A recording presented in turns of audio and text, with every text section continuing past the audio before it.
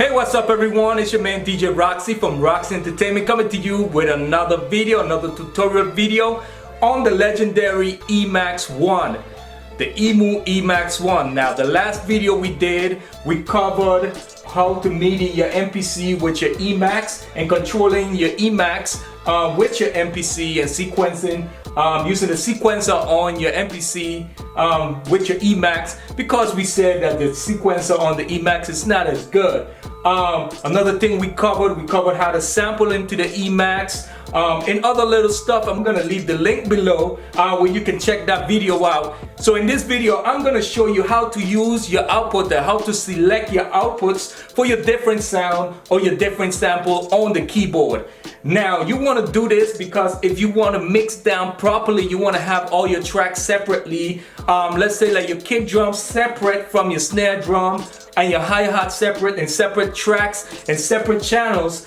So you would go from the Emax into your interface, from your interface into your DAW, and you get the control to mix your stuff properly that way. So it's useful to use your outputs. And in today's video, I'm gonna show you how to select your outputs. It's very little information on this keyboard, but we're gonna try to cover as much as possible to the best of my abilities and the much as I know about this keyboard with you guys.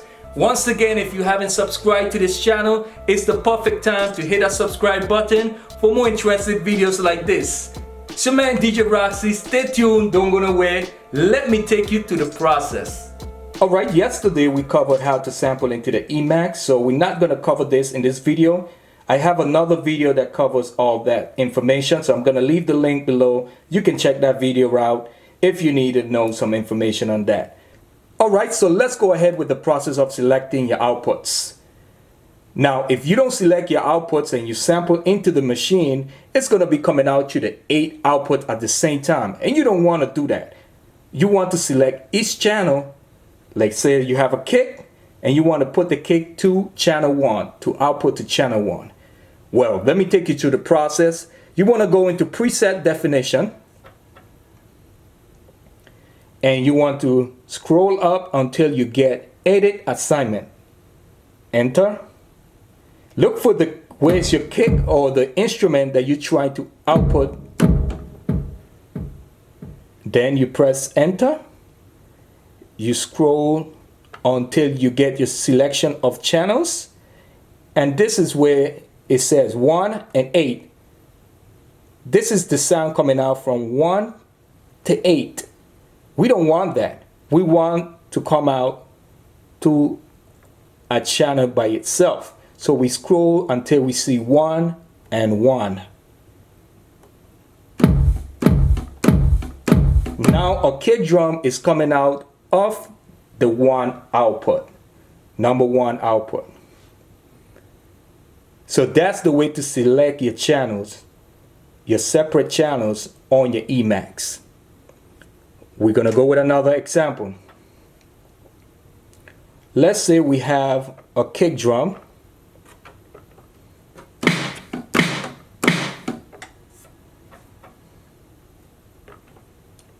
Same process. This is my kick drum.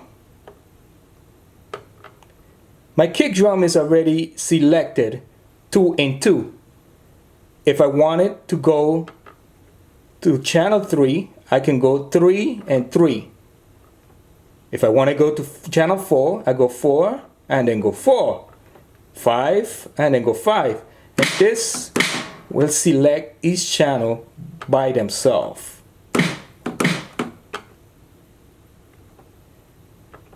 7 and 7 is coming out of channel 7. 8 and 8 is coming out separately to the output 8.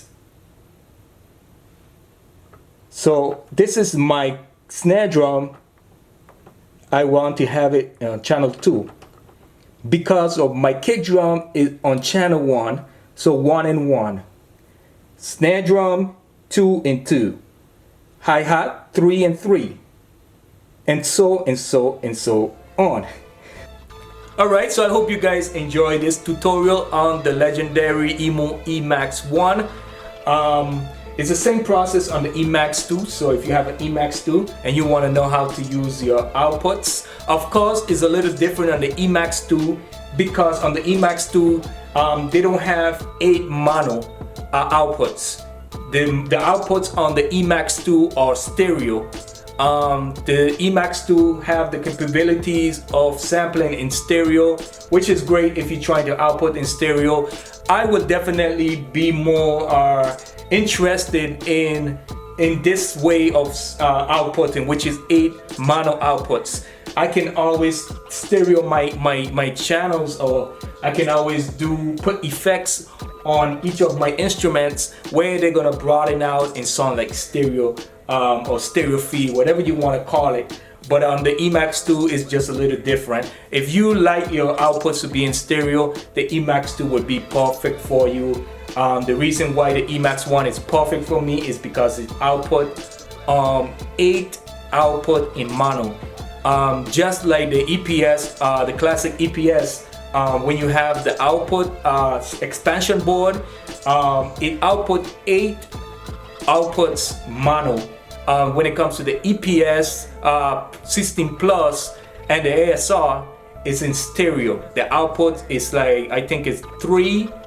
Yes, it's 3 stereo outputs when it comes to the EPS 16 Plus and the ASR.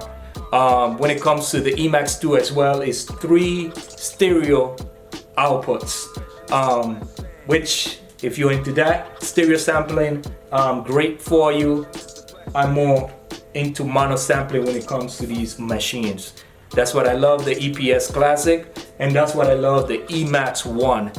So with no further ado, man, if you have any questions, leave your questions below.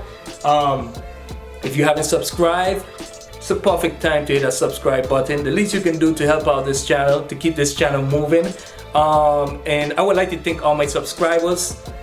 Definitely, I appreciate you guys. Thumbs up this video if you like this video. It's your man DJ Roxy. Until next time.